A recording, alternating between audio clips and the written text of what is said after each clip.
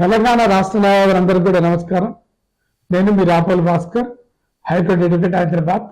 ముఖ్యంగా రాబోయేటటువంటి Telangana bar council ఎన్నికలలో నేను ఒక మెంబర్గా పోటీ చేయటం అనేటువంటి జరుగుతూ ఉంది.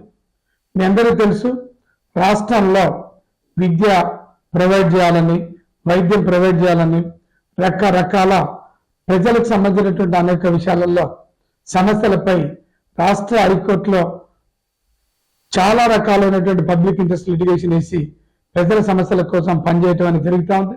ముఖ్యంగా ఈ రాష్ట్రంలో కరోనా సమయంలో న్యాయవాదులు పడుతున్నటువంటి బాధని, న్యాయవాదులు పడుతున్నటువంటి ఇబ్బందులను దృష్టిలో పెట్టుకొని జూనియర్ మరియు నీడీ న్యాయవాదులందరికీ కూడా ఫైనాన్షియల్ ఎయిడ్ ఇవ్వాలని హైకోర్టులో బిల్ నెంబర్ 89/2020 అనేటటువంటి ఒక పబ్లిక్ ఇంట్రెస్ట్ లిటిగేషన్ వేసి ఇబ్బందులు పడుతున్నటువంటి న్యాయవాదులందరూ కూడా ఫైనాన్షియల్ ఎయిడ్ ఇవ్వాలని ఒక పబ్లిక్ ఇంట్రెస్ట్ లిటిగేషన్ వేయించి 25 కోట్ల రూపాయలు సుమారు 16,000 మంది అడ్వకేట్లకు పంపిణీ అయ్యేటట్టుగా నేను నా వైపు నుంచి ప్రయత్నం చేసిన తర్వాత ఒక న్యాయవాదిగా ఈ రాష్ట్రంలో చాలా మంది కరోనా సమయంలో బాధపడుతుంటే వేల మందికి ప్రొవిజన్స్ పంపిణీ చేసేటటువంటి కార్యక్రమం చేసినాం. మేము చాలా మంది న్యాయవాదులు జూనియర్ సివిల్ జడ్జిలు కావాలని, ఏపీపీఓలుగా ఎంపిక కావాలని ఒక అంబిషన్ తోటి ఉన్నారు.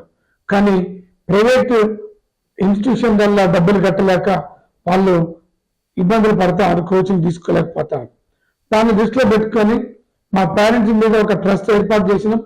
RRR అనేటువంటి ఒక ఫౌండేషన్ పేరుతోటి మేము గత సంవత్సరం జూనియర్ సివిల్ జడ్జికి సంబంధించినటువంటి ఉచిత కోచింగ్ సెంటర్ని పెట్టినాం. అందరికి కూడా కోచింగ్ ఇప్పించేటువంటి ఏర్పాటు చేసినాం. మెటీరియల్ సప్లై చేసినాం. పబ్లిక్ ప్రాసిక్యూటర్ ఏపీపీఓలకు సంబంధించినటువంటి కోచింగ్ సెంటర్లు కూడా మేము పెట్టినాం. భవిష్యత్తులో కూడా ప్రతి నోటీసులో పెట్టాలన్నది ఒక ఆలోచన ఉంది. మరి హైదరాబాద్ హైకోర్టులో ఉండేటటువంటి ఒక డిస్పెన్సరీ నామమాత్రంగా ఉంది. దాంట్లో మెడిసిన్స్ లేవు, ఒక మంచి వాతావరణంలో కూడా లేదు.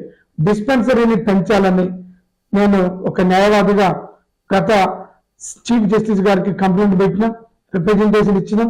దాంతో ఒక డిస్పెన్సరీ సెంటర్ని బాగా డెవలప్ చేయడం అనేది జరిగింది.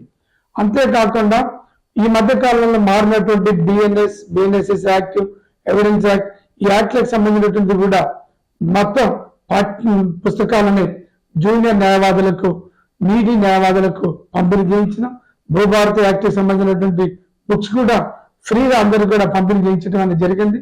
న్యాయవాదుల మీద ఎక్కడ దాడులు జరిగినా, దౌర్జన్యాలు జరిగినా, క్రిమినల్ కేసులు పెట్టినా, తప్పుడు కేసులు పెట్టినా ఒక్క న్యాయవాదిగా అందుబాటులో ఉంటూ కేసులు వేస్తూ నిలబడి వాళ్ళని కాపాడుతున్నటువంటి పరిస్థితి ఉంది.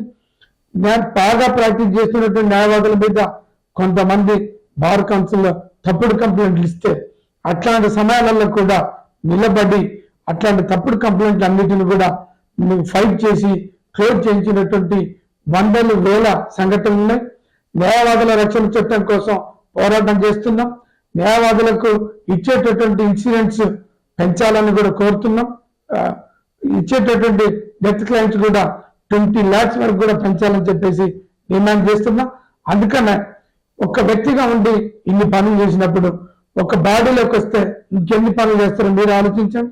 కాబట్టి మొదటిసారి నేను పోటీ చేస్తున్నా, మొదటి ఓటు వేసి గెలిపించాలని కోరుతున్నా. థ్యాంక్ యూ, నమస్కారం.